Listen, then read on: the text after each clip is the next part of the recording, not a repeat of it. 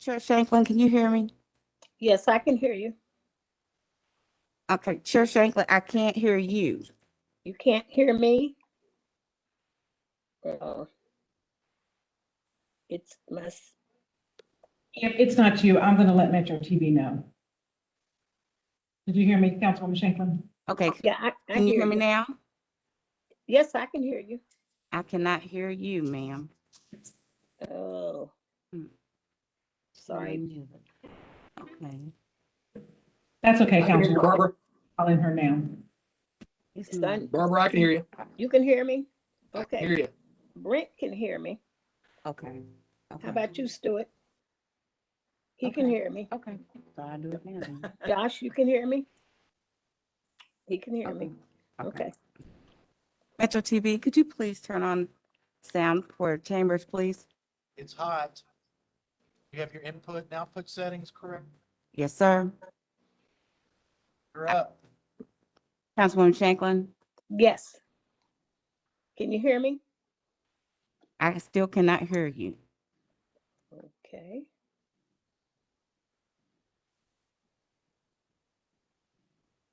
Jessica, are you there? Jessica? I see Jessica, but I don't. So Reagan, can you see what's going on? I see Merlin. Merlin, can you hear us? Our settings here are correct. They're the same as they were yesterday.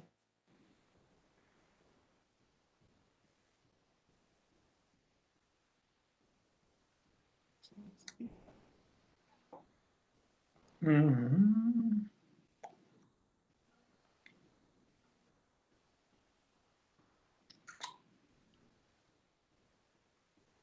Councilwoman Shanklin? Yes. Okay, I can hear you now, ma'am. Okay. Thank you. We will be starting in about 30 seconds.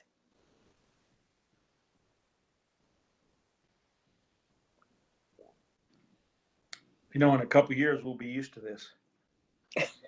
We'll be back to work before then. Okay, we'll get started. This is the Community Affairs, Housing, Health, and Education Committee, and I'm the chairperson, Councilwoman Barbara Shanklin. And with us today is the Vice Chair, Councilman Kevin Triplett. He's in the chambers. Councilwoman Jessica Green, Councilwoman Donna Purvis. I'm not sure, I don't see Donna anywhere. Uh, Councilwoman Merlin Parker, Councilman Stuart Benson, and Councilman Brent Ackerson. Today we have a guest speaker, and our special discussion is, oh, I'm sorry, we did not read the rules first. So I'm sorry. Miss Mary, can you read the rules before we get started? I'm sorry. You're doing all right. This regular meeting of the Community Affairs, Housing, Health, and Education Committee of Louisville Metro Council is being conducted by video teleconference pursuant to KRS 61.826 and in accordance with Senate Bill 150. Some committee members are present in chambers. We have. Did you say something, Councilwoman Shanklin? No, ma'am, I didn't. Okay. Are present in chamber, and others are attending virtually. Also in attendance are other council members who are not members of the committee and people making presentations or addressing legislation. If we experience a disruption in the video feed for any of our committee members who are attending virtually, the meeting will be suspended for 5 minutes while we make a reasonable attempt to fix the issue. While the meeting is suspended, all discussion of public business will cease and no action will be taken. If after 5 minutes the issue with the committee members' feed continues, we will resume the meeting and the meeting will continue as long as we will have a quorum of members. If we experience any technical difficulties that affect the public's ability to see the meeting as a whole, we will suspend the meeting while we attempt to resolve the issue. While the meeting is suspended, all discussion of public business will cease and no action will be taken. If after 10 minutes the issue cannot be resolved, the meeting will stand adjourned. Any unfinished or pending business at that time will be addressed at the next meeting of the committee. Read in full. We do have special discussion today. I'm just trying to see. Okay, we're just missing one person. Okay. A special discussion today on redlining. Uh, Today we have Josh Poe, and he's with Root Cause Research Center. Am I right? Can you hear me, Mr. Poe? Um, okay. You can cut your sound on. Uh, I'm not sure, and he'll tell us how he wants it, but I'm not sure that when I spoke with him, I think he wants us to wait till the presentation is over to ask questions. But if you decide to change, let us know, please. You have the floor. Thank you. Okay, thank you, Councilwoman Shanklin. My name is Josh Poe. As she said, I'm with the Root Cause Research Center. I'm a geographer, city planner. I've got a degree from Berea College and a master's degree in urban planning from the University of Louisville. And as a lot of you probably know, I completed the research on Louisville's redlining maps around 2015. I think they were released in 2017. So it's taken me a while to get in front of the city council to present. But since we have a small group, if there's anything that that I'm talking about today that someone feels like they need to unpack in the moment, raise your hand and we can take questions during the presentation. It's better if we wait till the end because there are going to be recommendations kind of placed into the presentation. But if somebody feels like there's something that they just missed, or sometimes as an urban planner, I use a lot of planner speak. I try not to, but if there's a jargon or technical terms that people don't get that you feel like you need to unpack, just raise your hand and we'll address that. I'm going to go ahead and share my slides and make sure that they're working and make sure everyone can see those.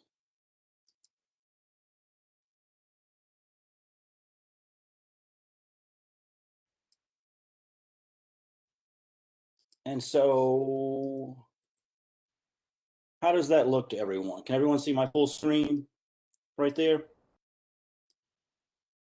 I think so. Okay, good. So I'm going to go ahead and get started, and I'm going to kind of, I want to introduce our organization a little bit because we're a newer organization in Louisville.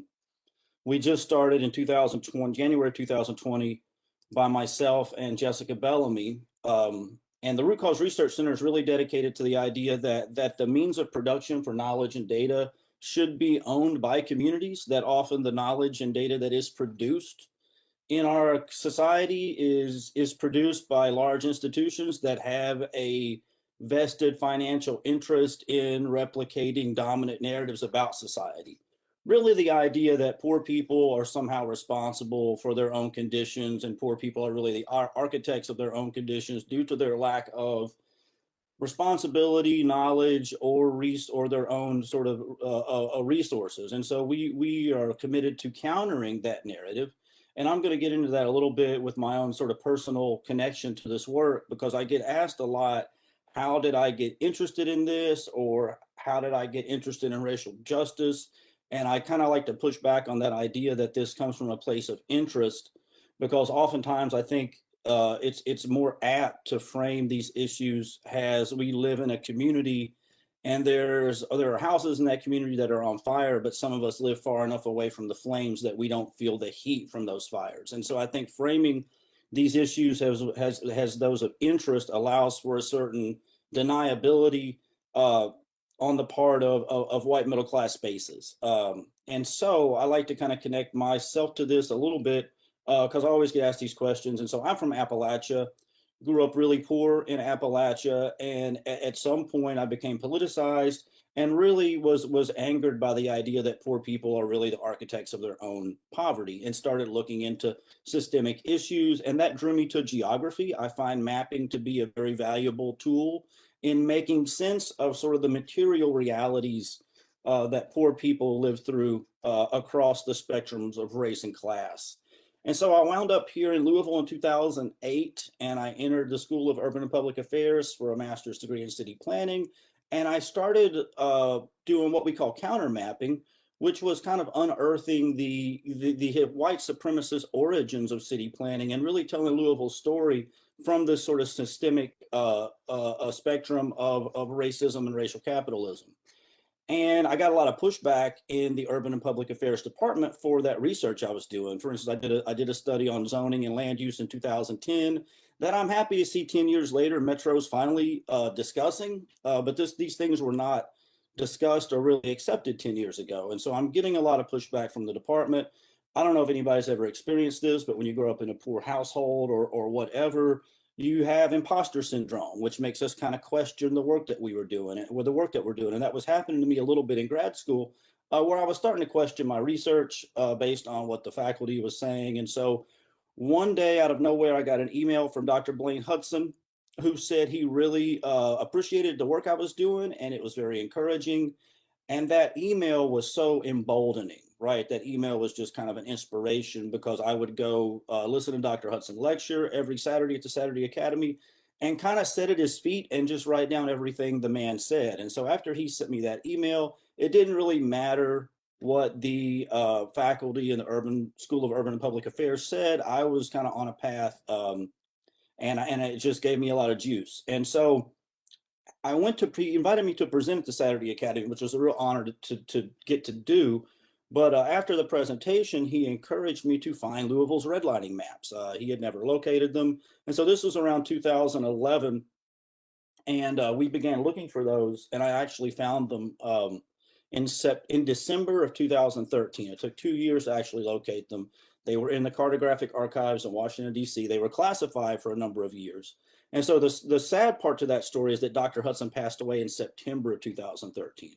But I always like to introduce the topic with that context, because this work really came from his mentorship. It really came from his encouragement, and it never would have happened if he hadn't, kind of taken it upon himself to really embolden me with the encouragement and the knowledge and the resources to do this work. And so one of the things he always said was that we can be as bold as the data will allow us to be. And so if you hear things in this presentation that seem radical, that seem maybe provocative, or there's things that we're not used to hearing, it's only because I've spent, over 10 years looking at census data and engaged in scholarship, and the data and scholarship should push us in that direction.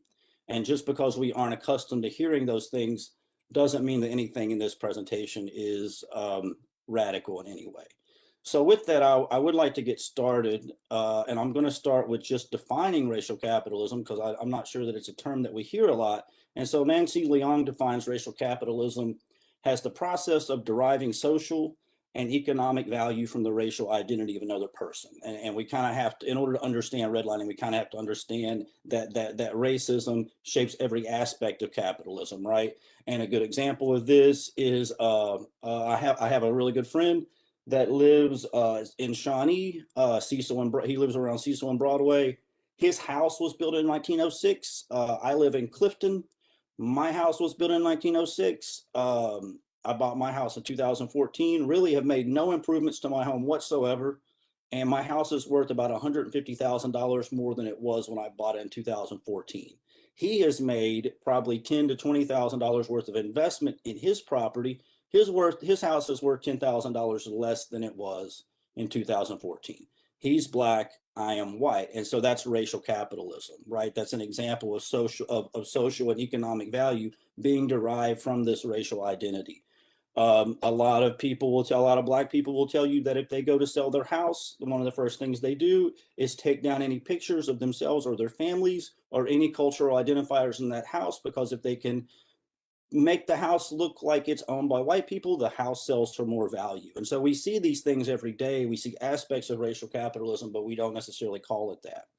And so what I'm going to talk about today are really the policy areas that are associated with redlining. One of the things that happened with this research is that some of the research was funded by Louisville Metro government.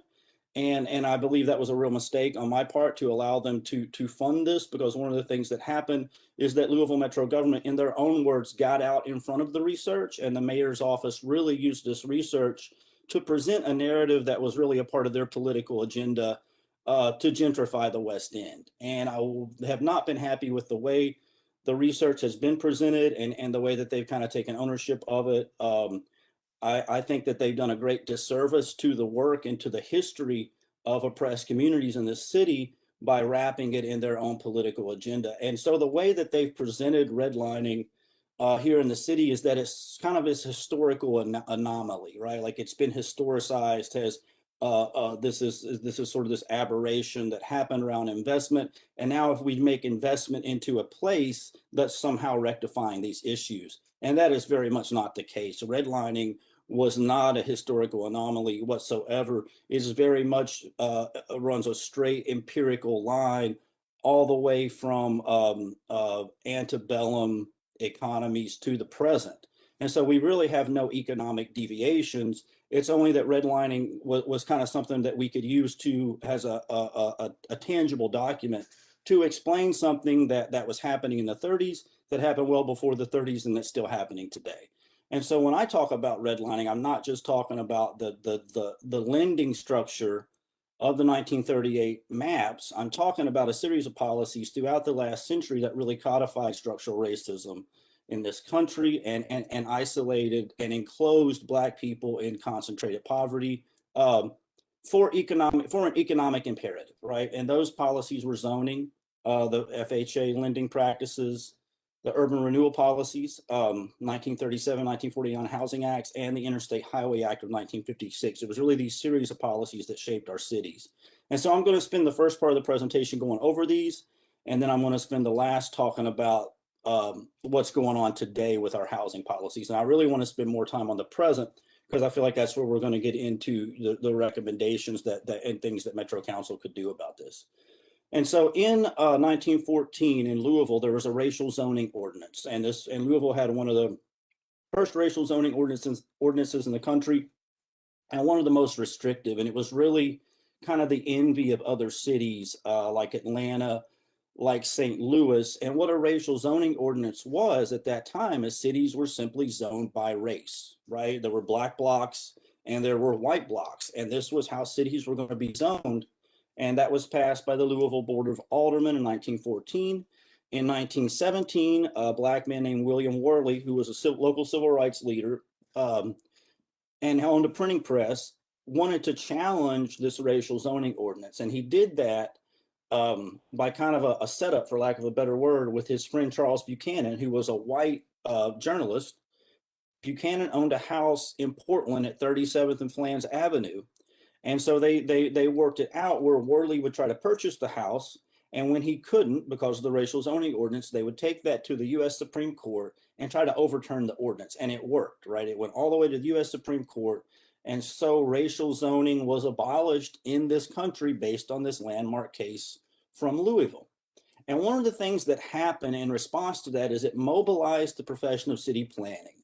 Herbert Hoover, in response to the Supreme Court abolishing racial zoning, brought all the city planners in the country together in Washington, D.C. and formed the Hoover Advisory Commission on Zoning. Herbert Hoover at this time was Secretary of Commerce. He was a mining mogul from the private sector before this, and he studied what was called at that time race management, which was really the process of using racialized identities all over the world to break strikes among mine workers and crush worker solidarity. And so it's interesting that Hoover put together these city planners to come up with a new zoning strategy. Out of the Hoover Advisory Commission on Zoning, they released this finding in 1924. They said that a realtor should never be instrumental in introducing any race whose presence would be a detriment to property values.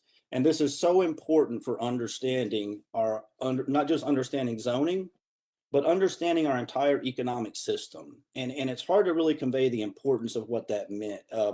If you study geography, you're basically studying spaces, right? You're studying different spaces and how those different spaces relate to each other and how they interact. So essentially what you have in 1924 is the federal government codifying that Black people would be a threat to capital and a threat to property values, right? And we really think about what that means and how multifaceted that is. That means that the physical geography, the actual space that Black people occupy, is not only a threat to their own ability to create capital, but it's a threat to anyone in proximity to them, to their ability to create wealth. And so it's so far reaching and so impactful that this was not a private sector initiative, although the private sector was definitely supporting it. This is the federal government.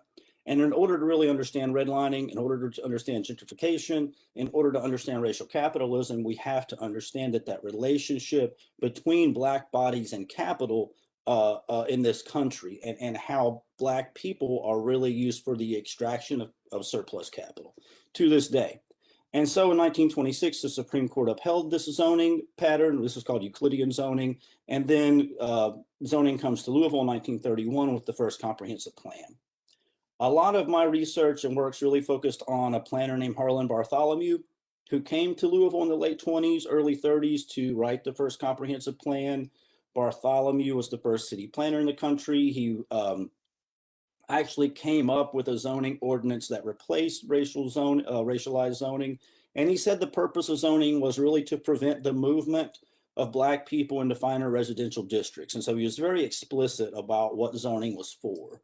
He was very proud of what he called the colonization of city planning. He studied colonial town planning in South America, in places like South Africa, and he tried to bring those same practices and patterns of colonial town planning to the United States. Just an example of one of the more insidious things he would do is he would estimate where Black people would move in cities, and he would zone those areas industrial, right? Which ensured that Black people would live next to noxious and toxic sites to the present moment, right? And so if we think about the public health disparities that we have in this country, if we think about statistics like Black kids have 4 times the rate of asthma as white kids, these things are not happenstance, these things are not accidental. They were very much purposeful and designed, which I think by 2021, we all kind of accept that as our reality, and we don't need to kind of go over that as much as we used to, but maybe I'm wrong. And so when he comes to Louisville, and he was asked to go to Russell specifically and deal with what the Louisville leaders called the Negro housing problem at that time. And so he goes into Russell, and this is what he finds when he gets to Russell. He finds this design pattern in Russell, right? This is Muhammad Ali in 12th and 13th. This is where Beecher Terrace is today. And so the design pattern on the left is what urban planners call traditional neighborhood design. It's kind of what city planners kind of salivate over, right? Like every city planner wants to create this development pattern, right? Think about Norton Commons, right? This is what we're trying to build all over the country. This is what we call a livable block. It has storefronts that come up to meet the street. It has ancillary dwellings in the back. It has affordable housing over the storefronts. It has rear alley access. This is the type of block where someone could meet their daily needs without a car. Has a mixture of uses, a mixture of building types, a mixture of incomes. This is everything that urbanists want in a neighborhood. And this is also a space where Black people had economic and cultural achievement at this time. There are only a couple times in our nation's history where as a group, Black people were actually generating wealth and capital. And it was actually happening during this time all over the country. If you think about the Black Wall Streets and places like that. And so Bartholomew goes into these neighborhoods and recommends their wholesale destruction.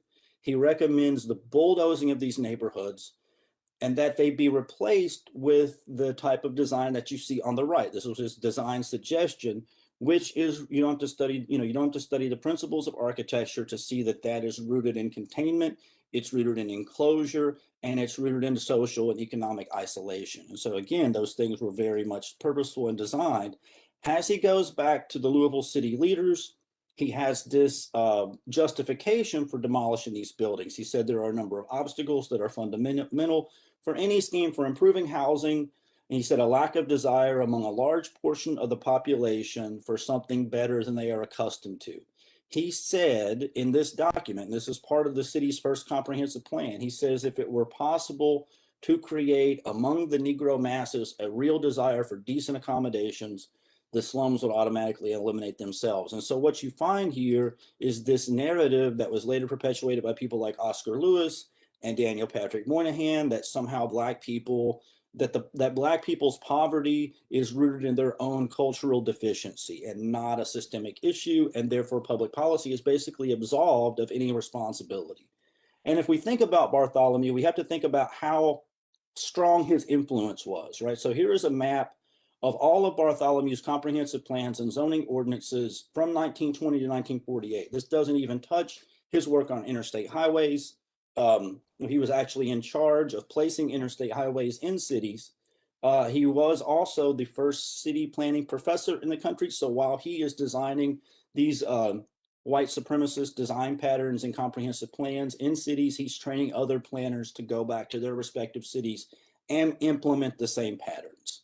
And so we really can't overstate that the urban design patterns that we traverse in the United States are rooted in white supremacist ideology, right? And not just the urban design patterns, but also the economic practices, the lending practices, the financial practices, all come from people like Bartholomew and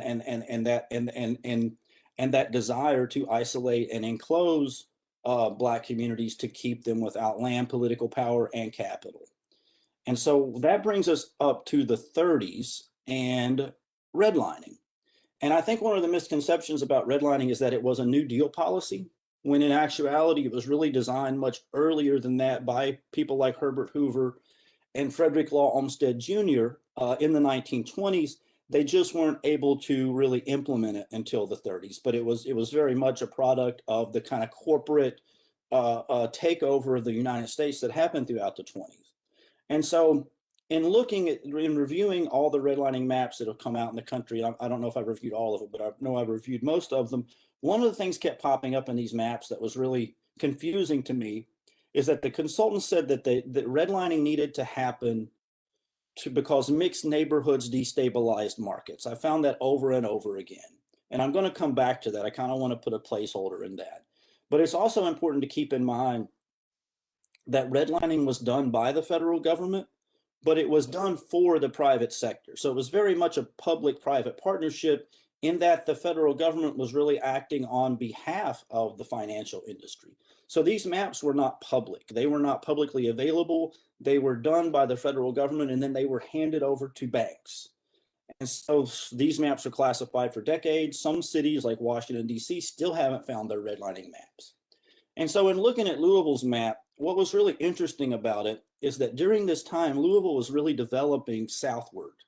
The natural development patterns for Louisville were in a south-central direction, mostly because people wanted to live around the Olmsted Parks, the highest property values in the city, and the most desirable areas of the city were Cherokee Park and Shawnee Park. And so Iroquois was really pulling development in that direction, Redlining kind of hijacked that natural development, if we want to call it natural, that natural development pattern, and moved Louisville in a northeastern direction. And we could make the case that it's been moving in a northeastern direction ever since. So when you see the green and blue areas in this map, those were not areas people were flocking to live at this time. Those were kind of outside the development patterns. And so this is what planners call geo-bribery, right? It's a way of steering development into areas that we want it to go. And we can still do this by building highways, by building parks. Opportunity zones are a good example of geo-bribery. TIFs are a good example of geo-bribery. These things still occur. And so I want to get into why Louisville moved in a northeast direction, right? It's very important that we understand the why behind this. And it wasn't just happenstance. There were real serious economic imperatives here. Here is a slide of the consultants who wrote the map. There are a lot of local consultants who worked with the federal government. And I don't put this slide up for any other reason than just that people need to see their names and understand that a lot of these names are still connected to families who are working in Louisville. And it's not to shame them or anything, but we just need to realize that capital tends to be hoarded over time throughout generations. That's what scholars call durable inequality. And so it's important that we contextualize that. And so the consultants said that the purpose of redlining was to graphically reflect the trend of desirability in neighborhoods. But in their last sentence, it's really important to kind of hone in on this. In the last sentence of this paragraph, they say that the price level of the homes is not the guiding factor in establishing the grade of a neighborhood. which is really interesting, right? I mean, and we're not, and if we were in if we were in the same space together, I would ask, you know, everyone to raise their hand, who's taking an economics class? And normally everybody raises their hand, right? This is not what we learn in economics class. This is not what we get from free market economic theory. Because basically they're saying that the price level of the homes are not determinant of the price level of the homes. So there was something else at work here other than how much homes were worth and where people wanted to live. And what was really at work was the trend to homogenize these neighborhoods and reward the homogenization of neighborhoods. And so the highest ranked neighborhood in Louisville was the A1 neighborhood, was the Mockingbird Valley, Indian Hills, and Rolling Fields neighborhood. This is out Brownsboro Road, right? Everyone knows Indian Hills, right? If you say Indian Hills in Louisville, that implies a certain level of wealth and prestige, but it didn't at that time. This was largely an undeveloped neighborhood far outside the city. For instance, if you look at the hash marks here, those hash marks indicate most of this area wasn't even developed. But the consultant said this is the A1 neighborhood. This is where the highest property value should be in the city. And the reason for that was because it was the highest restricted residential area in the city. And what that meant is that deed restrictions were placed on property at this time, and those deed restrictions would forbid the sale of the property to Black people. Deed restrictions had expiration dates, so in older parts of cities, they would expire. The NAACP was also challenging the legality of these deed restrictions, so the consultants knew that those deed restrictions would only last so long, and in newer areas of the newer areas where development hasn't occurred, they would be more restrictive and they would last longer. And so the ability to exclude Black people from these areas contributed to higher property values. Now, I kind of want to pause right there and really kind of unpack what that means, right? And just to kind of put it in simple terms, if you are a white family and you bought a house in Indian Hills in 1935, nothing special about that house, right? You live kind of outside the city. It's a nice area, but it's not Cherokee Park. It's not Shawnee Park. It's not where the wealthy people live. However, by 1945, by 1943, your property values have increased exponentially. They have exploded because of redlining, right? Because of a racialized artificial determination, right? And so people who lived there gained wealth simply because they were white and Black people couldn't live there. And so we have a whole society that floats on this sea of unearned wealth and privilege based on Black exclusion. And so the flip side to that is, if you're a white family that lives in the Shawnee area in 1935, you live in one of the nicest neighborhoods in the city, right? That's one of the most desirable areas. Even the 1938 flood didn't really disrupt that very much because there was such a massive amount of federal relief that Louisville was largely rebuilt a year after the flood. And so if you're a white family and you're living in the Shawnee area during this time, 10 years after redlining, your property values have not increased. Matter of fact, they're either stagnant or they've decreased a little bit simply because you live in proximity to a Black neighborhood. And so what happens? The white families who live in those areas start to sell or they rent out their properties and they move away. And this is really what stimulated white flight. This is really what created the suburbs and all the infrastructure around the suburbs. And so often when we study redlining, we study the red areas, but we don't study the green areas. And I think the green areas are really what tells the story of what happened much better than the red areas. And so when we think about redlining, like I said, the real purpose here was to create homogenous neighborhoods. Any idea that there would be diversity or a mixture of races and of races of people in a neighborhood would contribute to a low ranking. And so it wasn't just about Black people living in an area, it was about diversity in those areas. And so Chickasaw Park was Chickasaw was ranked low because it was a segregated park there, right? Phoenix Hill, Butchertown, Clifton Heights. They said the best part was in the southeast because Black people lived in the southwest, so on and so forth. Park Hill and Algonquin, same thing. Russell and Portland, same thing. They said mixture of population, no restrictions. And so in the explanation for this, the consultants say that in using these maps, we don't mean to imply that good mortgages do not exist or cannot be made in the C and D areas, but they should be made and serviced on a different basis. And so what we're talking about there is really the creation of two economies. If one group of people based on a racialized, differentiated identity cannot access capital the same way as another racialized identity, then they live in a separate economy. And we don't really acknowledge this when we create public policy, but we have to create public policy around the idea that we have two separate economies. And so investment is not a tide that lifts all ships. Investment is actually going to be harmful to the people that have never benefited from investment. So we have to design our public housing policies to protect those people from investment before they're able to benefit from it. And I'm going to get into that a little more with a little more details toward the end. And so when we look at Louisville today, it's highly segregated, right? It's one of the most segregated cities in the country. The Census Bureau gives us 25 ways to measure segregation. I'm not sure that any of those are actually applicable to Louisville because Louisville is segregated in it's so hyper segregated. And so I created this map just to kind of show how Louisville is segregated. And this is a map of census tracts that are either over 80% white, and that's the blue areas, or they're over 80% black, those are the red areas. And so what you have in Louisville is that, if you look at this area, say, from Beargrass Creek all the way out to Prospect, those are all white spaces. And so people here will spend their entire lives in this kind of hyper homogenized area of these all white spaces. And so they're not really coming into contact with black people on a daily basis. And when that happens, you have a situation where if you're not coming into contact with someone, the images and the narratives that you have about them are fed to you largely by the media, which is a perfect recipe for some of a hyper-racist society and a hyper-racist community. And I think that's what we get here, and that's what contributes to a lot of the issues that we have in Louisville. I'm going to jump ahead to 1957, and Bartholomew comes back to Louisville and creates the city's second comprehensive plan.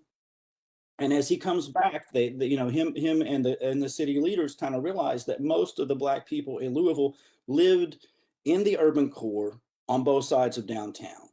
And so Bartholomew recommended the wholesale destruction of these areas because he said that was necessary to protect the tremendous property values in the urban core in the central business district from what he called the blighted neighborhoods around it. And there again, we get this idea of black people being a threat to capital and being a threat to property values. And so there's a great film by Alan Shands called American Time Capsule, where you actually have former Mayor Charles Farnsley touring the urban renewal sites and commenting very explicitly about what urban renewal was for. Another interesting thing that happened around this time is that public housing was being built largely for working class people returning from World War II. And the public housing that was being built during this time had to be segregated. So one public housing site would be built for white people, one for black people. And what happened all over the country is that the public housing that was built for white people would be empty in a matter of years because those white families were able to access FHA loans in the suburbs. Federal law dictated that those FHA loans could not go to black people. Those homes had to be deed restricted. So black people couldn't buy those homes in the suburbs. And so the public housing that was built for white people would be empty and vacant in a matter of years, and black people would have to move into those places. And that's where you get the first kind of creation of hyper concentrated poverty for black people in this country, because not only did the white people leave, but all the infrastructure left, all the jobs left, all the investment left. That's why the civil rights movement really targeted public transportation early on, because public transportation was the only way they had to access the jobs that had moved to the suburbs. And so the real implication behind this and the real result of this is we have a racial wealth gap, right? Black people only have about 2.6% of the wealth in the country, which is not a lot more than they had at the end of the Civil War. This chart that you're looking at is from a study that was done by Dr. Sandy Darity and Derek Hamilton called Umbrellas Don't Make It Rain: Why Studying Hard and Working Hard Isn't Enough for Black Americans. And what you see in this chart is that at the median household net worth, white people with a less than high school diploma have more net worth than Black people with a college degree. And we really, and the reason I put this up is because we really have to examine our theories of change around why poverty exists, and specifically around why Black poverty exists. And it doesn't exist out of any individual failure. And so in terms of public policy, we can't tackle this issue with an individual level intervention. We're going to need a community, a structural, and a systemic level interventions to really change, anything around the racial wealth gap. And so with that, I kind of want to talk about now, like, why this happened. I think it's important, to dig into what happened, but I think it's so important to really understand and contextualize why redlining occurred. And I think in order to do that, we kind of have to go back and understand why we have race. Even before we can deal with why we have racism, we have to understand why we have race. And so in researching these maps, this was the part that I really had trouble explaining for a number of years because I was so focused on this one time period, right? And I really went back to my background in labor studies, and I really went back to the kind of the origins of the country to really explain this. And I read a book by Kenneth Stamp called The Peculiar Institution about slavery, which was a really influential book on Dr. King. And Stamp writes about how in the 17th century in colonial America, the white indentured servants and the Black slaves captured from Africa were working alongside each other. And they really didn't seem concerned about their racialized differences. They formed solidarity based on having similar material circumstances. And this was a real problem for the colonial powers at the time because people were running away together. They were forming rebellions, such as Bacon's Rebellion and so on and so forth. And so the colonial powers introduced the notion of race and introduced the notion of whiteness into these spaces. And before that, you didn't really see whiteness mentioned. There was really no concept of whiteness before this time. People in Europe didn't see each other as white. They fought wars for centuries based around religion, based around nation state boundaries, but a French person and an English person had no concept of them being white. There were different racialized identities in Europe that contributed to racial capitalism, but it wasn't black and white at that time. And so the colonial powers introduced the concept of whiteness to the white indentured servants and gave them a material advantage. So they would give them like a gun or maybe a bushel of corn or maybe some land, or they would hire them for like slave patrols or something. And that created what W.E.B. Du Bois called a mental wage, right? It elevated those white servants just a little bit above the Black slaves they were working with. And it created this identification with their oppressor, right? And it introduced that, and that disrupted the solidarity that was forming in the colonial period, and that was used as a means of social control. And so in thinking about redlining, I kind of realized that the same thing happened within industrial capitalism. And so at this time in 1919, you had a massive wave of immigrants coming from Europe. You also had a massive wave of Black people fleeing the South, fleeing white terrorism in the South. And a popular journalist at the time referred to these immigrants who were coming from Eastern and Southern Europe as the lower strata of humanity, right? So they were kind of the bottom caste in Europe. And he said they are coming from places impregnated with radicalism, Bolshevism, and anarchy, right? And what was happening is that they were living in dense areas with Black people who were fleeing white terrorism in the South. And they were forming labor unions together, right? And they were going on strike. And so in 1919, you had a huge labor movement. It was so huge, in fact, that 4 million workers went on strike that summer. It was called Red Summer. So that's like 1 out of every 4 workers walked off the job that summer. And as I was reading this history, I realized that in those redlining maps, when they said mixed neighborhoods destabilize markets, this is what they were talking about. They were very concerned about those two groups of people living together in densely packed cities, right? And so Herbert Hoover, once again, in 1917, took over an Own Your Own Home campaign, which was headed by the National Association of Real Estate Boards. It was a private initiative that Hoover adopted in the U.S. Department of Labor. And they adopted this because they said homeowners don't go on strike. Their theory was that if we can lock people into 30-year mortgages, place them in the suburbs, they will be much less likely to go on strike. And so by the end of the 20s, David Montgomery writes, corporate mastery of American life seems secure. Rationalization of business could proceed with government support. And what he meant by that is that there was this sort of corporate takeover of the United States in the 20s, and labor was pretty much crushed. And one of the reasons that happened is because all those immigrant groups that were coming into this country during that time were not considered white at that time, right? Slavic people, Italian people were not considered white. They were assimilated into whiteness through this process of suburbanization and their relationship to property ownership. And so the same communities that were living in dense neighborhoods in 1919 by 1940 are living in the suburbs. They've been assimilated into whiteness. They own property. They're grilling hot dogs and celebrating the 4th of July. And so we created these racialized identities to really crush and disrupt labor solidarity. And so residential segregation was an effort to disrupt that cross-racial solidarity and create this sort of permanent racialized bottom class for wealth extraction. There's a great book about this, about Birmingham, how the industrial powers in Birmingham wanted to keep Black people out of unions so they could keep them in what they called unskilled positions and pay them lower wages. Those lower wages translated directly to higher profits. So when the consultant said that mixed neighborhoods destabilize markets, that's what they meant. If I'm a factory owner and my company and my workers are on strike for 4 months out of the year, that's market destabilization. It did not mean that they were worried about social unrest from these different groups not being able to get along. It was quite the opposite.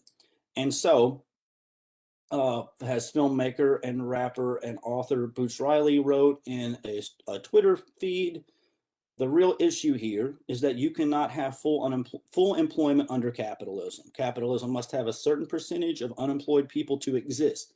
Economists call that surplus population, right? We know that not everyone's going to have a job, and economists refer to those people as surplus population.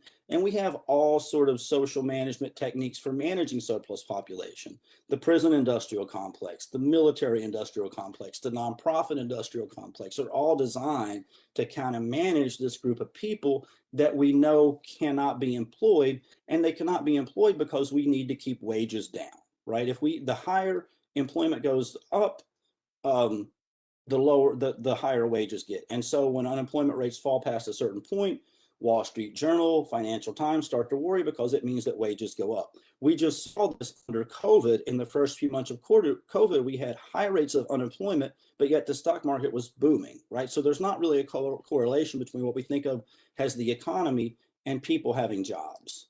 And so the conclusion that I reached out of this is that racism really exists to justify capitalism. Capitalism has to have unemployment to keep wages low, and it uses racism to explain poverty and hide those systemic contradictions. And so capitalism produces group differentiated identities to disrupt worker solidarity, and then economic value is derived from those manufactured identities. So we can't be anti-racist and pro-capitalist. Or as Ruth Wilson Gilmore says, capitalism produces inequality and racism enshrines it. And so with that context, I want to move into the present and really talk about gentrification and really talk about dispossession. And so I'm going to allow everybody to kind of catch a breath. That's the historical part of the presentation. And I'm going to talk a lot about policies and policy areas that are very much relevant today, and they're actually areas that you guys as the Metro Council have presided over. I do want to say before I get started that the Root Cause Research Center has a solidarity statement out right now where we will not collaborate with the mayor's office at Louisville Metro Government. We will not have meetings with the Louisville Metro Government, really due to the Breonna Taylor murder and what we see as the lies and the cover up surrounding that murder, but also what we believe that our development policies and investment tactics, in real estate investment tactics specifically, that really caused her murder and that were really behind her murder. And so with that, I want to define what neoliberalism is, because it's really important to understand. And neoliberalism is just really the idea that all public assets and public protection should be handed over to the private market. And this kind of played out in the 80s with the financialization of housing. So in 1978, HUD's budget for public housing construction and maintenance was around 83 billion. By 1983, during the Reagan administration, it dropped to 18 billion, and by the 1990s, it was reduced to zero. And so this idea came out that we would just eliminate public housing and that the private market could better care for people than public housing could. And we're living in this sort of we're living in this sort of logic of neoliberal financialization, and this is why all over the world we have skyrocketing homeless populations. Now, in a place like Louisville, we're not quite there yet. It's not like Los Angeles. It's not like cities that have really experienced large-scale gentrification, but we're heading in that direction, right? I think we're starting to see that, but we haven't fully, we're kind of on the front end of that, whereas most cities are on the back end. So meanwhile, in 1993, the World Bank published a report called Housing Enabling Markets to Work, and they recommended the full financialization of housing into private markets. So all public housing would be absorbed by private landlords. And so this really asked a question that we like to pose in our research a lot by an urban planner named Libby Porter. She asked, what is to become of those who cannot prove their worth across the thresholds of recognition? And that's a really important question, right? Because what we find is that the threshold of recognition is really determined by property ownership. And so Breonna Taylor could not prove her worth across the threshold of recognition because she was not a property owner, right? And we see that in the indictment against the officers who murdered her. The indictment came against an officer who fired into a building, because that building, in terms of neoliberal logic and logic of the US citizenship, did exist across the threshold of recognition. And then I put up this tweet of mine that the rights of citizenship in the US are really predicated upon property citizenship, right? And that only those who are worthy of owning property are guaranteed rights. And so we talk a lot about wealth creation with redlining, but really denying Black people the right to own property was part of denying them those same rights of citizenship. And so when we think about policy change, we focus a lot on protections, and we focus a lot on legislation that will protect minorities or protect oppressed groups of people. But it's so important that we focus on land ownership, because land ownership is really the pathway to political power in this country. And as a public body, Metro Council can allocate land and subsidies to Black communities the same way that they're allocated to developers.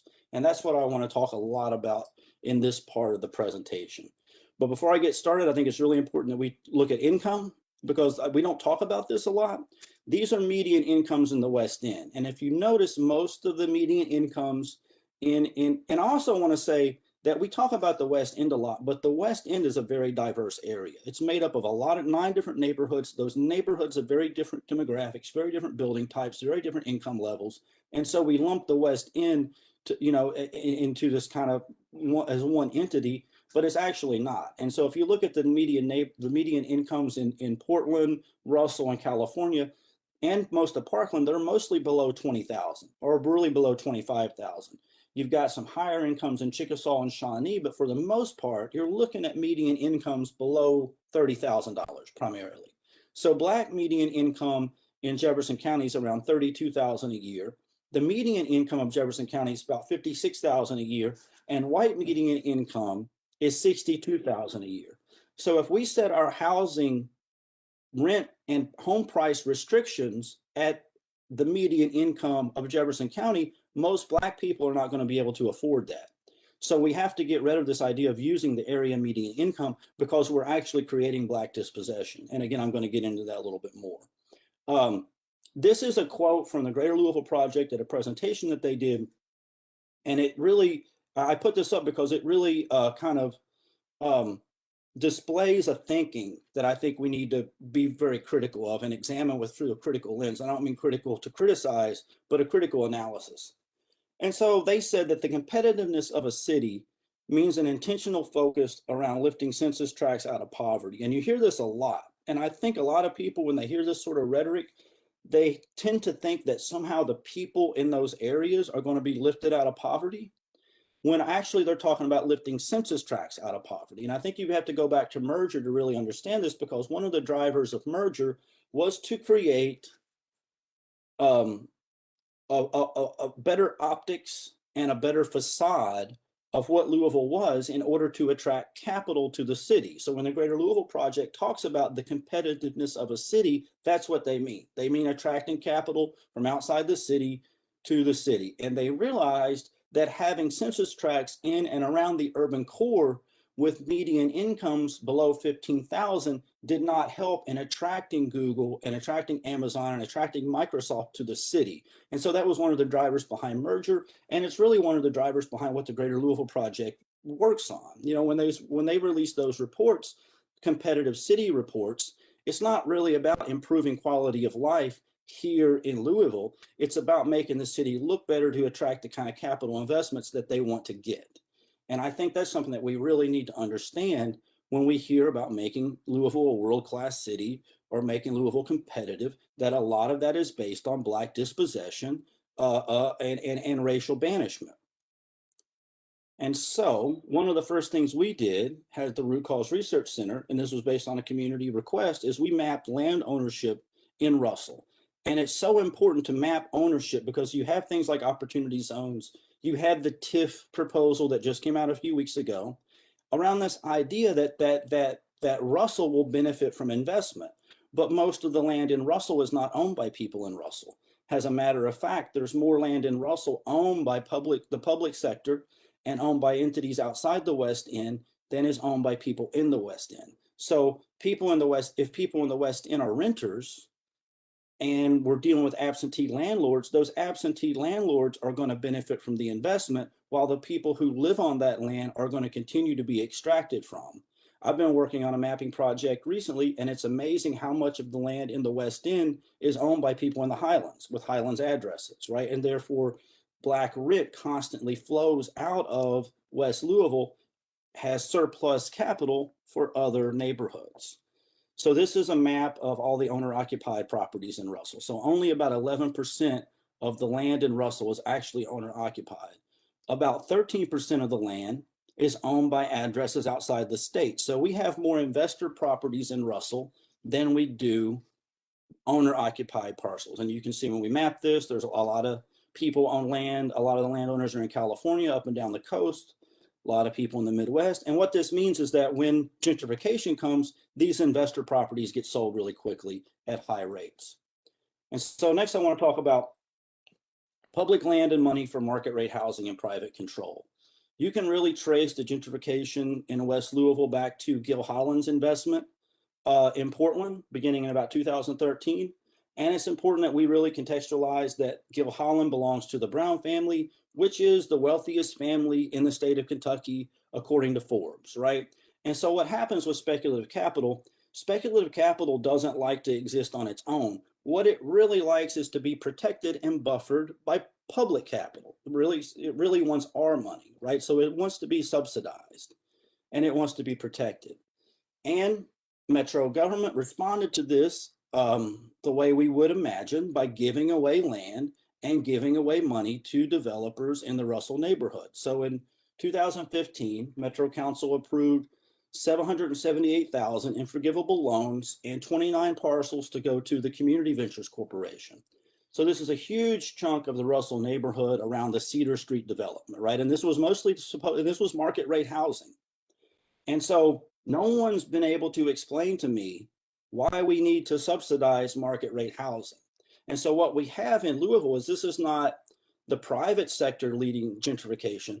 It's really a government initiated gentrification. It's a publicly led gentrification. And what worries me about that is that when that happens, by the time the private sector shows up, gentrification happens very rapidly, and you can experience massive levels of displacement, massive levels of dispossession that are very rapid, that people really can't recover from. And so we gave away all this land to Community Ventures. We turned around in 2019 and made another $1 million available. Half of that was forgivable. These houses that were supposed to be market rate were supposed to be between $80,000 and $150,000. Some of these homes are already for sale for $175,000, and they're continuing to go up. And so I'm going to talk about this a little bit later, but what I would like to offer this committee is an alternative to this, where this land could be given directly to Russell residents and be put into a community land trust and be used for a collective ownership model where it would actually be taken off the speculative market. It would actually be decommodified, and we could have restrictions on it so that it would remain affordable in perpetuity. There is no reason that cannot happen. And we'll talk about that a little bit more. Madam Chair, this is Councilman Peden. May I ask a question of what he just covered?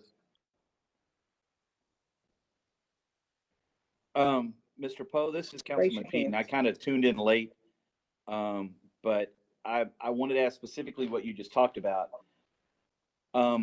That's hugely intriguing to me, what you mentioned about us giving away land that, you know, that's now market rate and incentivizing market rate stuff. And my question is, where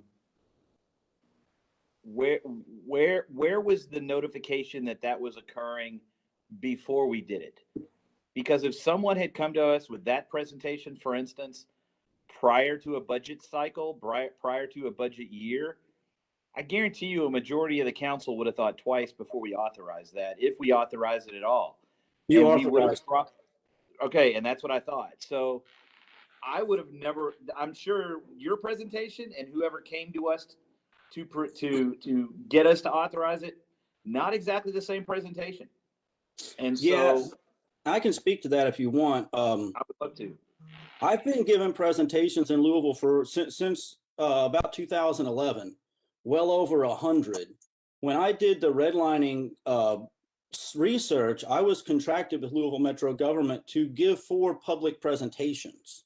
However, during my first presentation, the mayor's office was not happy about the information I presented, and they replaced me with someone who didn't, I did the research on my own. They replaced me with someone else. And that's what I said at the beginning. The mayor's office had their own narrative that they really wanted to perpetuate and politicize.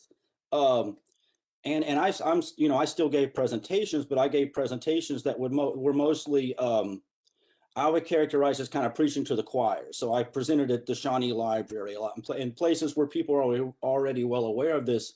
I don't know why I haven't been in front of the council until now. I have asked Bill Hollander multiple times, who's my council person. I have asked Barbara Sexton Smith multiple times, and for whatever reason, I'm here in 2021, and I did this research in 2015. So I think there was an effort on the part of the mayor's office to not have me present this, but it's there again. I think the council bears some responsibility there also, because it's not as if this has been secret information for the last 5 or 6 years.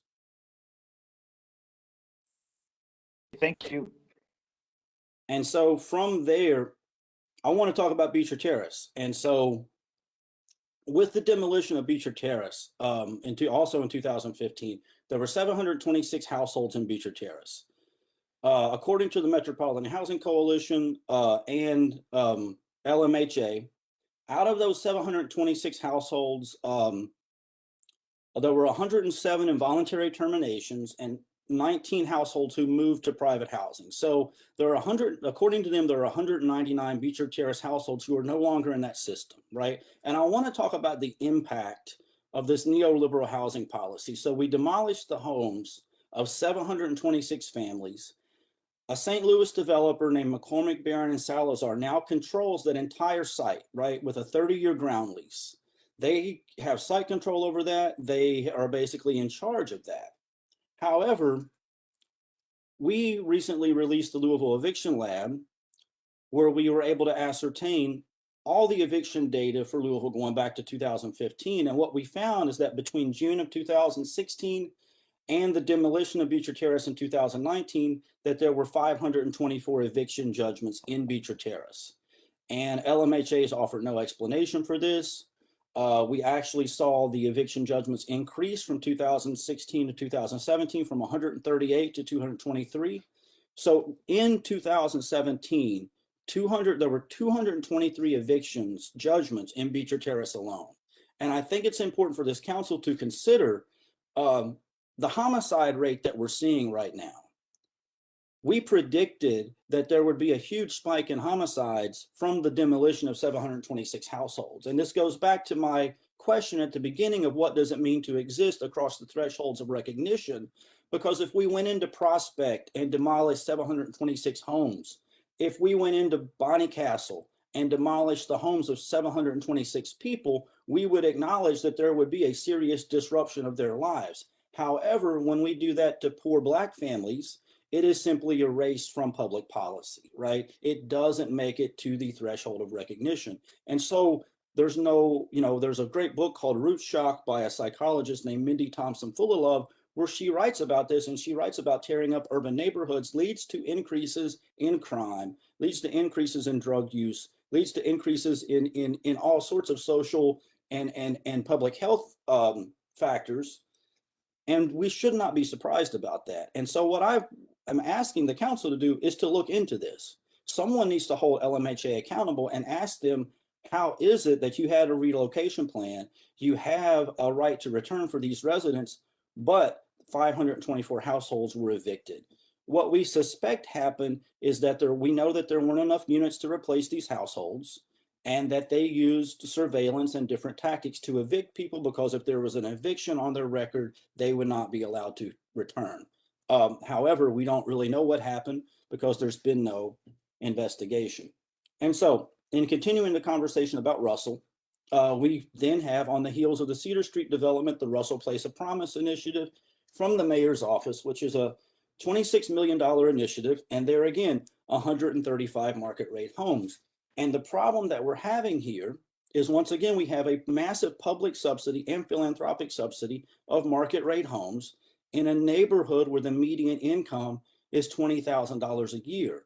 And so we're not asking, it's very irresponsible to not ask what happens to rent in a neighborhood where the income is that low when we subsidize market rate housing. There was a 2016 study that was done that showed that a $100 increase in median rent is associated with a 15% increase in homelessness. And what I've been worried about, and what we've been worried about for years, is that this is going to have a devastating impact on the Russell neighborhood. We're worried that this is going to increase Black dispossession and Black homelessness in a way we haven't seen in Louisville before, because we simply don't know where people are going to go. And so whenever we subsidize market rate housing, I would like for the council to ask, where are people going to go? We did a study of subsidized housing in Russell, and we found that there were over 1,700 subsidized units in Russell, and 80% of those have subsidy restrictions that will expire by 2023. And what we're worried about there is that if you're a Section 8 landlord and the local government has made this level of investment in market rate housing, that means when your Section 8 restrictions expire, you can convert that to market rate housing. And if you convert that to market rate housing, all those tenants have to leave. So what we're concerned about, once again, is a massive increase in Black homelessness, because we don't have a place for people to go. And given Louisville's geography, there simply isn't a place for people to go. Another component of that type of investment is policing. We know that policing is designed to protect property values. We already have place-based investigation strategies, which really needs to be unpacked and examined exactly what place-based policing is. And we have a nuisance ordinance that was amended in 2018 to include misdemeanor crimes. When we think about Breonna Taylor and we think about her murder, we have traced that back directly to place-based investigation and the nuisance ordinance. I think it's wonderful that the no-knock warrant legislation is passing. I hope that it passes, and I hope that it is as strong as it can be. However, we believe that the nuisance ordinance was a real root cause in her murder, and that the surveillance mechanisms that were used by the mayor's office, that the investment tactics and the nuisance violations were essentially death warrants in the murder of that young woman. We recently analyzed these nuisance ordinances, and I'll show you a map. This is a map of Russell, of different development projects in Russell.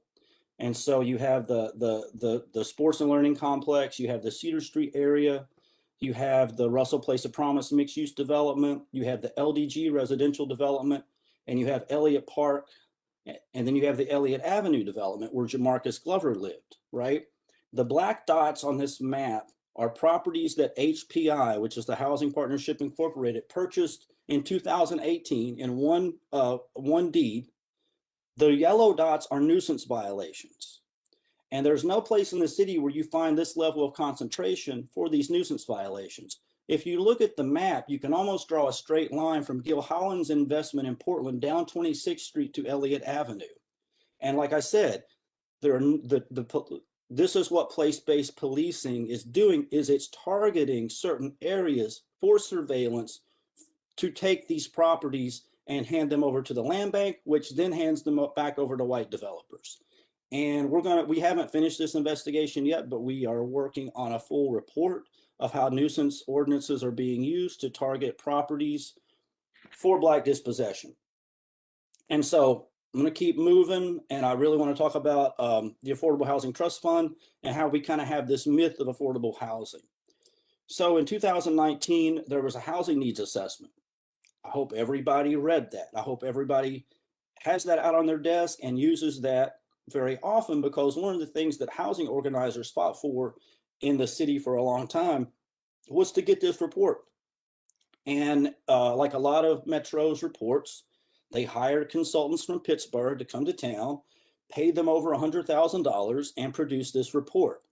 However, we're not really using the recommendations for the report in shaping public policy. And so what this report determined was exactly what we all knew from looking at census data, is that our greatest housing need is at 30% area median income, right? 40% of the Black households in the city make below 30% area median income. And if you look at this chart, you see the red area in the bottom left corner, that's an unmet need. The red areas are unmet needs. So if you look at 80% AMI, there's almost no unmet need. Most of the unmet need, almost 100% of it, is at 50% and mostly at 30%. So let's look at what we're actually funding. This is a breakdown of the Affordable Housing Trust Fund's funding from 2016 to 2018. This is pulled directly from their annual reports and their websites. But if you look at the 30% AMI, out of $10 million allocated to the trust fund in 2018, only 5,025 went to those making below 30% AMI. And that 5,025 was mostly for renter education programs. You're not getting any infrastructure out of $5,000, right? And by the funding, I mean the contracts. And so a good example of what we're actually funding with this trust fund money is this development in Portland, 2506 Montgomery Avenue. This is a partnership between Gil Holland's Portland Investment Initiative and HPI. The Affordable Housing Trust Fund made a $1 million loan to them for 24 units with a $900,000 payback. And no one can explain to me why Gil Holland, who's a member of the wealthiest family in the state of Kentucky, needs a loan to build anything, right? Make that make sense. There is no way that makes sense to me. And we're basically giving them $100,000 of public money that's supposed to be going for affordable housing. However, the contract for this development is capped at 80% AMI, which means they can rent a one-bedroom apartment for $1,100 a month. Now tell me how anyone in Portland can afford that, right? So we're actually using the Affordable Housing Trust Fund to incentivize gentrification, to incentivize rental increases. And keep in mind, I'm not saying that those units are renting for that at this moment. I know they're not renting for that at this moment. But the contracts are important in affordable housing. And so the contract allows for that. We know that as neighborhoods continue to gentrify, landlords will increase rent according to what they're allowed to per their contract. And so this is an example of an Affordable Housing Trust Fund contract. This is for the Montgomery Avenue building, and they're allowed to rent to tenants at 80% AMI. There again, the AMI for Jefferson County is around 55,000. So essentially 80% AMI is the same as market rate. So whenever we subsidize housing at 80% AMI, there again, we're essentially subsidizing market rate.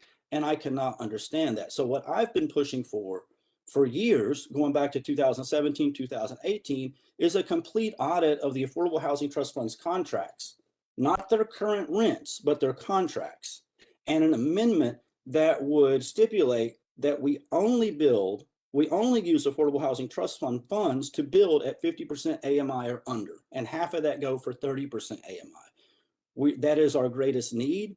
There is no sense paying $120,000 for a study that comes back and makes a recommendation and have us just ignore the recommendation. And so I want to offer sort of an alternative to what we're doing. And that's what we call social housing.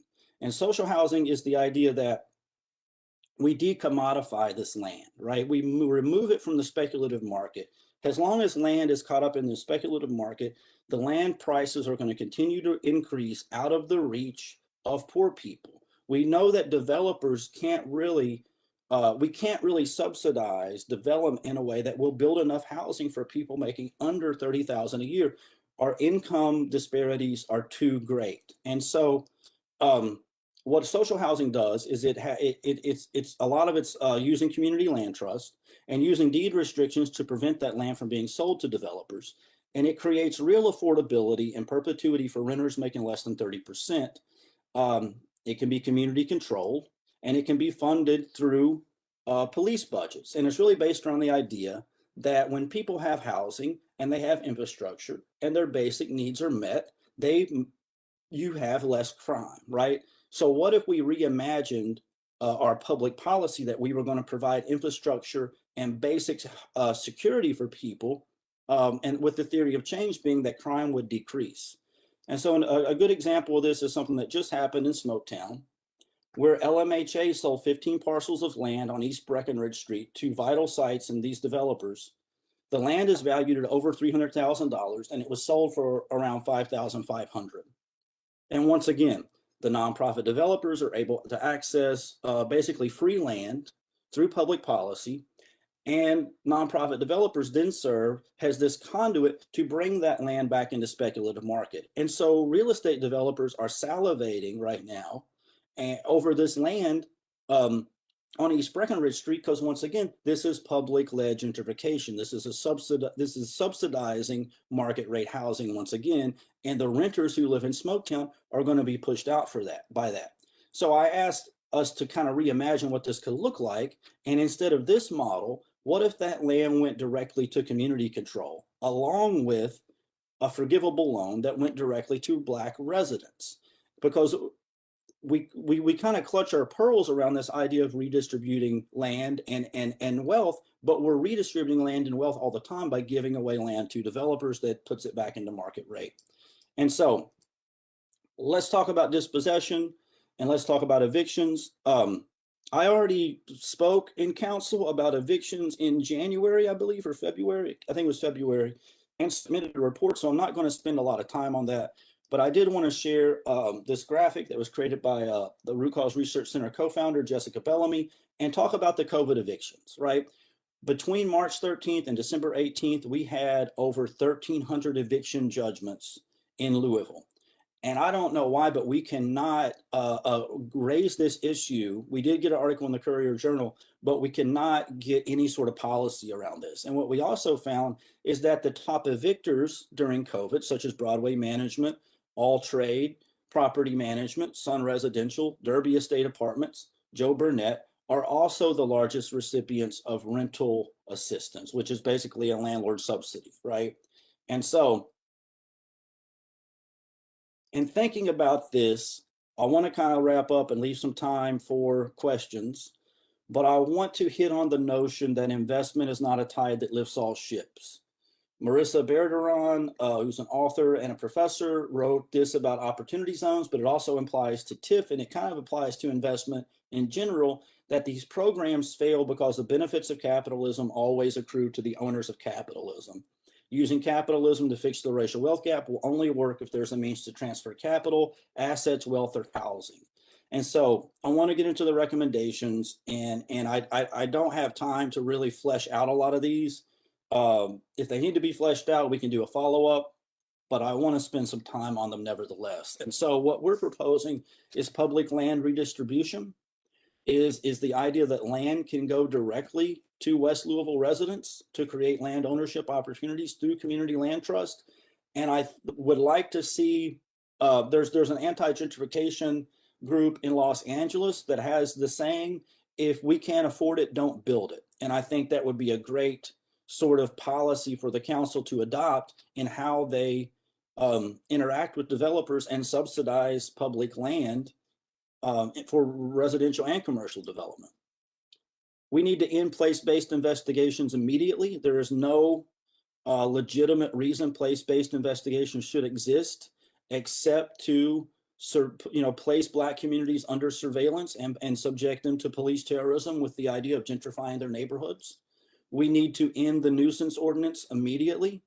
One of the things about Breonna Taylor's murder is that it should have created a pause for all of our public officials, right? There is nothing for us to be proud of, right? It should have shocked us to our core and outraged us to the point that we were willing to make serious changes in our public policy. And I think one of the reasons we're seeing such outrage from the community is we haven't really seen that from public officials.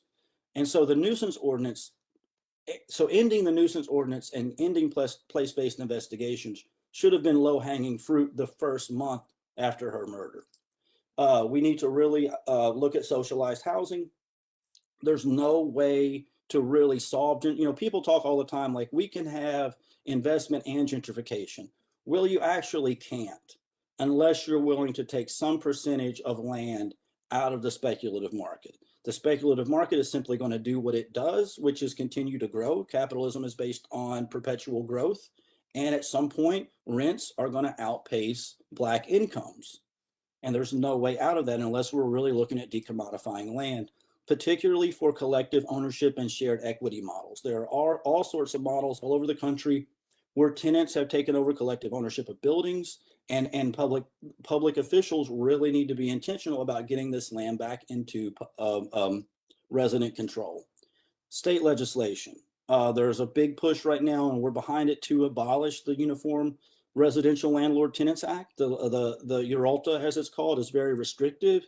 It was designed in the 1970s, so it's a sort of draconian policy that's supposed to protect tenants, but really ends up protecting landlords.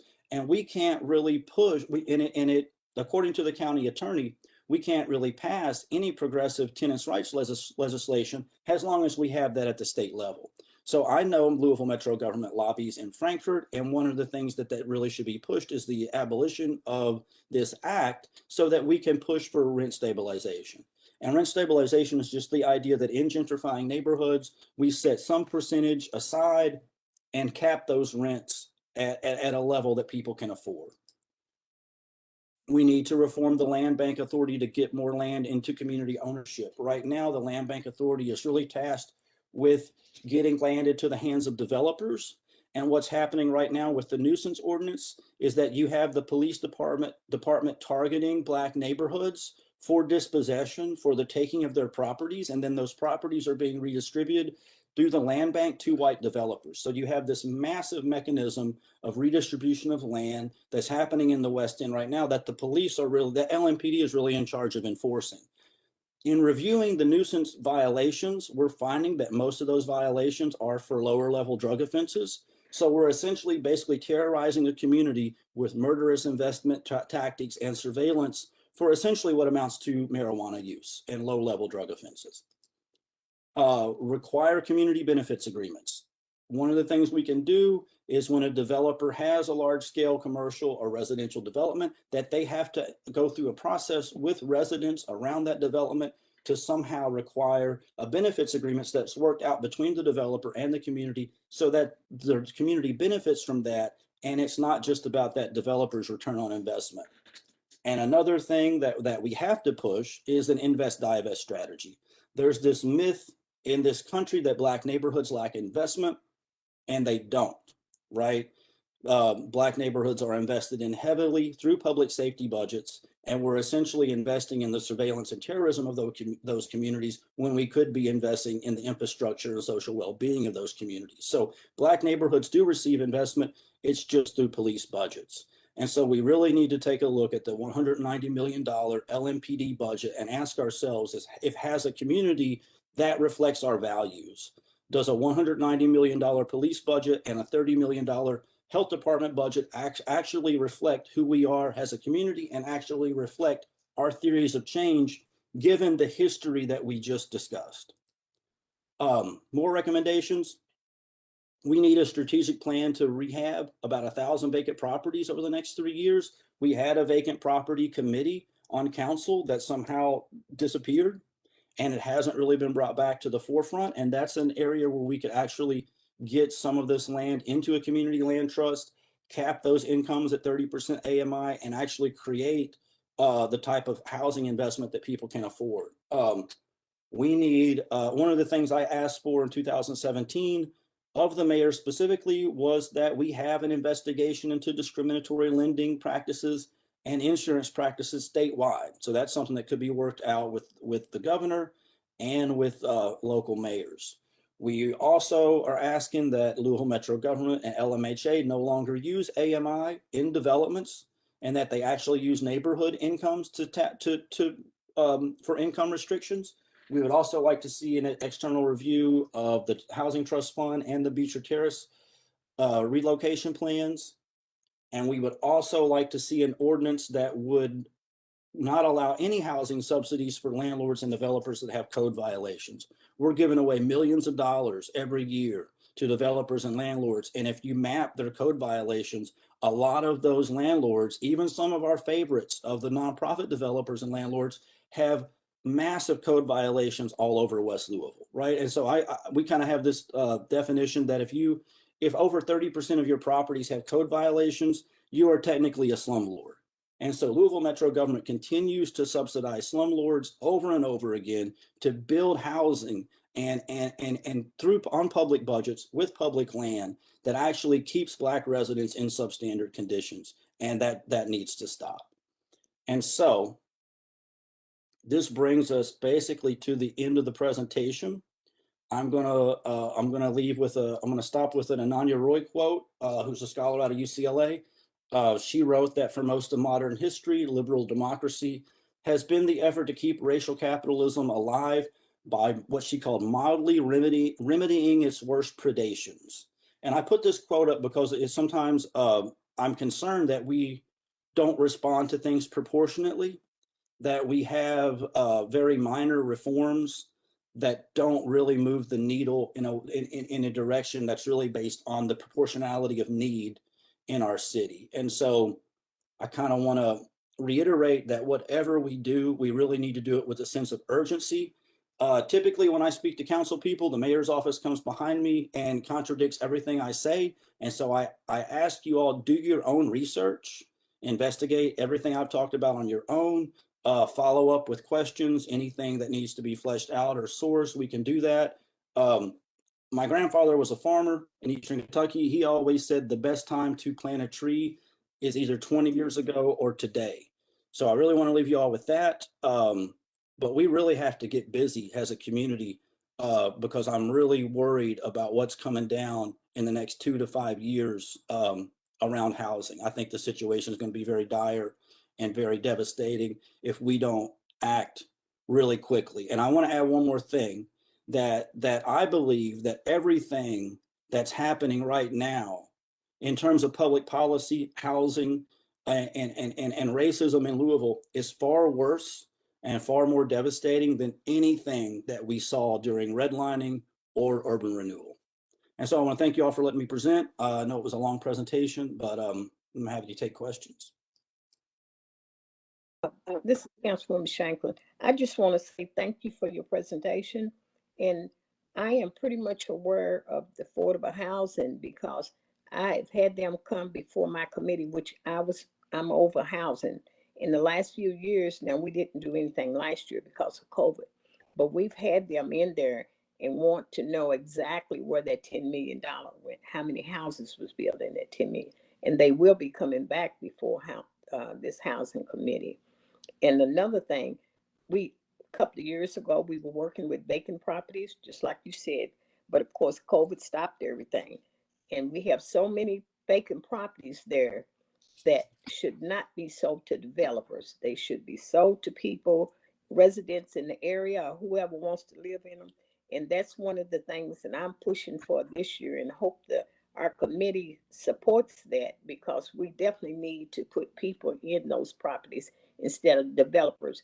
And another thing was, a few years back, me and several other people, council members, put so much money together to find the slumlords, the ones that do not take their property, fix their property. And we actually had it, we put it in the newspaper. And of course, we got a lot of pushback about it. People that owned had $15,000 worth of fines and up. We didn't go 10,000 and small, 15,000 and up.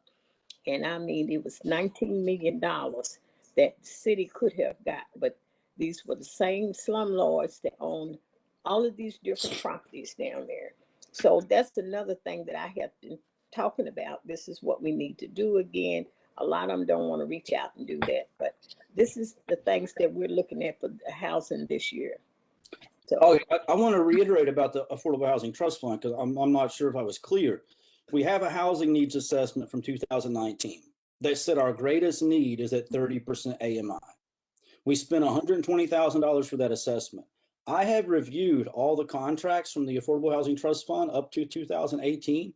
I can't find one contract for 30% AMI. okay. Well, we're going to be, they usually, every year they come before the council, the housing committee, and bring their report to tell us where the $10 million is going. I think they only got 10 million twice. But that's another thing. I have been talking to someone else about it, and I want to know where the money's going. Okay, So how are you holding them accountable? we Because have, are they just coming and saying this is what we're doing and that's it? Or because I've asked for an external audit of the Fort Trust Fund for several years and can't get any traction on that. But I just want to say it one more time. We have a housing needs assessment that says our greatest need is at 30% AMI. We're building at 80% AMI, which is market rate. You as a council are subsidizing market rate housing while people who make under 30%, their housing's being demolished. right. And maybe, I don't know if I'm conveying that in a way that's understandable, but that's a serious issue. No, and I So agree. you're exacerbating homelessness through public policy. I agree. And I think that's one of the things that we're going to be looking at, bringing them in and talk to them. Matter of fact, I just spoke to someone that's on that board the other day about the same thing. So that's one of the things we're going to be bringing forth on this committee. So is there anyone else that has any questions or concerns about the presentation? Madam Chair, Stuart Benson. Okay. Joshua, you worked hard on this, and I appreciate it. Your philosophy is a lot different than mine, especially when you say racial capitalism. The true typical capitalists, they don't care. You know, I used to tell my students, sometimes they say, well, the boss doesn't like me. I said, it's nothing about like. If you can't do the job, he can't make money. And so you could be green, he doesn't care. You got to make money. And for me personally, I put over 500 kids in jobs. You know, we talk about affordable housing. I don't know if we'll ever have enough. The problem is the school system. You know, everybody who gets out of school ought to be able to make a living. And we have a poor system. And so we have to hire people from someplace else. Like you said, $100,000 for consultants someplace else. We got all the talent here. We just don't want to educate them. And so in my view, you know, the more you talk about what you're talking about, there was a guy a long time ago, he says, the truth will set you free. Now, most people don't really believe that, and that's okay. But for me, when you humble yourself and know somebody's in charge, then you do the right thing. And we got a lot of people. Now, you mentioned, you know, white supremacies and all that bull. You know, my relatives, ancestors, they didn't have any slaves. They killed everybody, and they were evil at that time, and their view. So you try to make sure that everybody knows information and you do the right thing. You bringing out some of these points you're bringing around, I like it. I like facts. You know, I don't like to listen to what people saying, well, you know, they're going to do this. Show me the results. What are you doing? I'm not sure that we were in the same presentation. Well, probably not. Yeah. I think definitely different than I think you were on your phone most of the time because the way I explain racial capitalism, I think you might have missed that, but that's okay. No, hey, listen, I wasn't on no phone. Don't accuse me of anything. You made a good presentation and you worked hard on it. And I like, information. So are you saying that property values are not connected to race? Listen, if you moved in your buddy's house and all of a sudden it doubles, I'd say, yeah. But I don't believe that. I believe that area, for some reason or another, I tell people all the time, we need to protect people the best we can. When you go in the West End, when people got bars on their doors and windows, they're willing to go to jail every night. That's sick. We need to make sure it's safe. Every place is safe. When it's safe, people don't mind living there. They don't want to but they don't want to get hurt. And I don't know how we solve that problem, but you do it by talking and working through a solution. You just saw my presentation where I put the redlining maps up on the screen, and the consultants who designed those codified racial capitalism into practice. You saw They that, were right? evil. They were evil people. They were evil. Okay, but we're still living within that system. That system is not eradicated. There are outcomes there that we are still dealing with. Most people lend money to make money. If they know they can get, that's why veterans loan and the ones that guarantee the loan was going to be okay, the ones you said that they couldn't, no black person can get. Well, it's not that way anymore. You can buy the insurance that in case you can't that something happens to the mortgage person will be able to get it's not. No, that's not correct. And there are studies that were done. There was a study done in Pittsburgh just recently that actually showed that racial identities still affect lending practices very succinctly. And if we were able to get our hands on maps from insurance companies and banks, we would find maps that look very much like the 1938 maps. Today, what I would suggest you do is, instead of reacting to this information, that's probably new information, that maybe you take a pause, reflect, maybe self-reflect, and then do a bit of research before you have this reaction that you just want to correct someone on information that you've never heard before. How do you know that? I know that from your reaction. No, you're just agreeing with what I believe, and that's okay. I'm not saying you believe what I believe. What you believe is based in white supremacy and not scholarship. All right. You got to go after me. I know. That's the way it works. Yeah, I mean, you got to go after me. We need. I'm not going after you, so you're just wrong. Well, it's embarrassing that you're an elected official in a mid-sized city in the United States. Let me tell you, I tell anybody who wants to run against me. We need to move on. Did anyone else have any discussion or something that they had to say? I have a question for the council. Why subsidize market rate housing? What's the philosophy there? Well, I can't answer that for you. So maybe someone else. May I have a comment? Yeah, you can. Go ahead. Hi, this is Councilwoman Paula McCraney, and thank you, Mr. Poe, for being there. I did listen intently to your presentation when I was able to dial in. I want to say that these are some points that I believe Metro Council should take a great look at.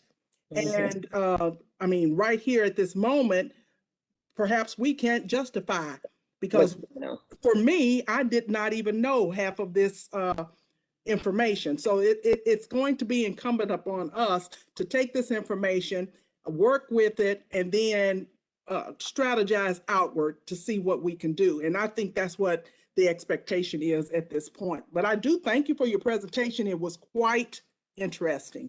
Thank you for being here. Councilwoman Purvis, you have something to say? Purvis? Yes, ma'am, Madam Chair. Thank you for acknowledging me. Josh Poe, that was a great presentation. And I myself am working with a few constituents, identifying some vacant properties, troubled properties, and in working with community development and county attorney's office. We are looking at some of the things that you mentioned in your presentation in regards to problematic landlords. I call them investors that are not doing right by the property and wreaking havoc on the entire neighborhood. So it is something that is on my radar that I have a serious focus on. That's great. The three things from the presentation I would really hope would kind of like exist after the presentation is the nuisance ordinance, the place-based policing, and most importantly, the idea that the Affordable Housing Trust Fund no longer subsidizes 80% AMI, that we shift those investments to 50% and under and try to get half of those to 30% and under. We've got a shortage of units at a 30% AMI of over 30,000 units. And what that means is that people are just we're going to see massive levels of homelessness if we don't do something about that in our city. I've been taking notes. I've been writing down different things that we need to look at. So, and I'm sure some of the others have also. So, but I really did enjoy the presentation, and there was so much that I did not know. I learned a lot in the hour and a half that we've been sitting here. And so, and as I said, I've been taking notes to do some of my own research and look at it. But then, as I said earlier, slumlords is our biggest problem right now. And this is something that we are aware of. We've been working, well, we did a few years ago, but we need to start again and try to publicize it. And when we publicized how many these landlords owed all this money, you'd be surprised how many of them came back and started to fix up their property and put the money back in there. Because I think it was $19 million worth of fines, and a lot of them came forward and paid their fines. So, and I have talked to someone about that, maybe trying it again to see what we could do. So, does anybody else have any questions, comments, or concerns? We're hearing none. And Mr. Pohl, then we're finished since we don't have anything else.